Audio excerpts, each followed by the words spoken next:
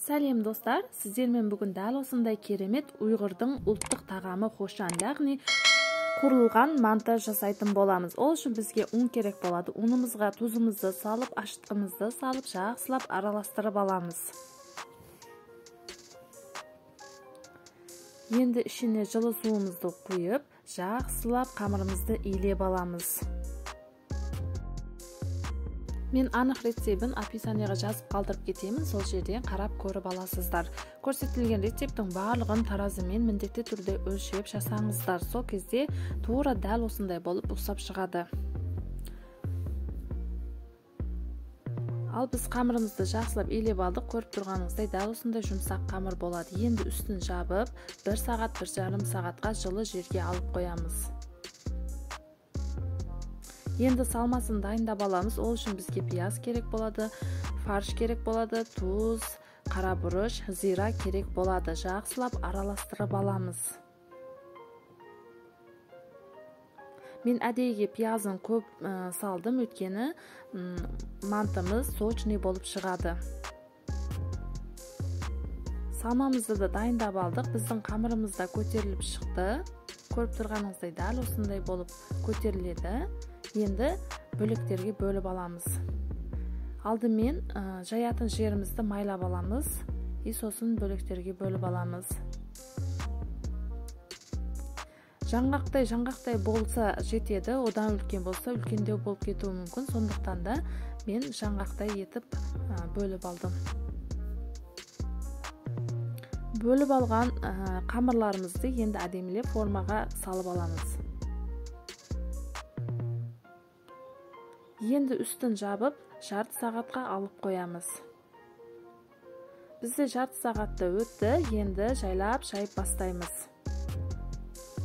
Көріп тұрғаныңыздай дәл осындай етіп қолымызбен әдемілеп шайып аламыз. Енді салмамызды қасықтың көмегімен салып аламыз да, әдемілеп дәл видеода көрсетілгендей етіп төгіп аламыз.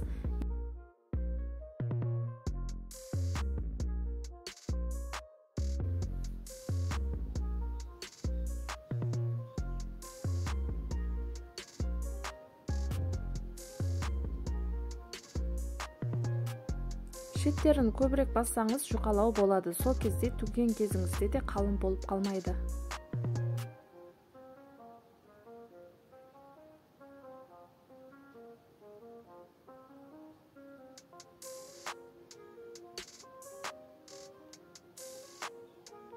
Мен тағы бір рет сіздерге қалай түгілетінін көрсетейін дедім. Көріп тұрғаныңыздай дәл осындай әдемі болып түгіледі. Ал біз барлық қамырларымызды ішіне салмасын салып төгіп алдық. Енді қызып тұрған табада қуырып аламыз.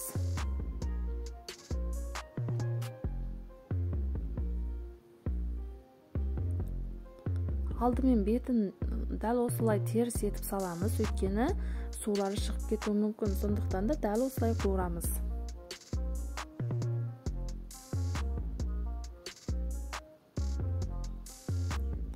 Барлық жерін қызартырып алдық. Енді ыдысымызға аламыз. Қалған мантыларымызды да дәл осылай қуырып аламыз.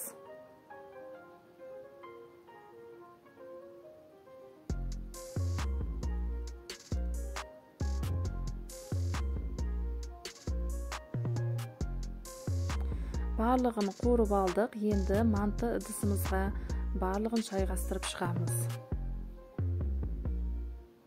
Араларын ашып қойыңыз. Дәл осылай араларын ашып салып алдым мен.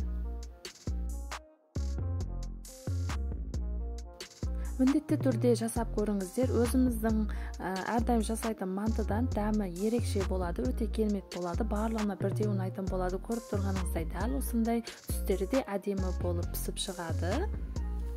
Міндетті түрде жасап көріңіздер. Іштері де сочный болып, пісіп керемет болып шығады.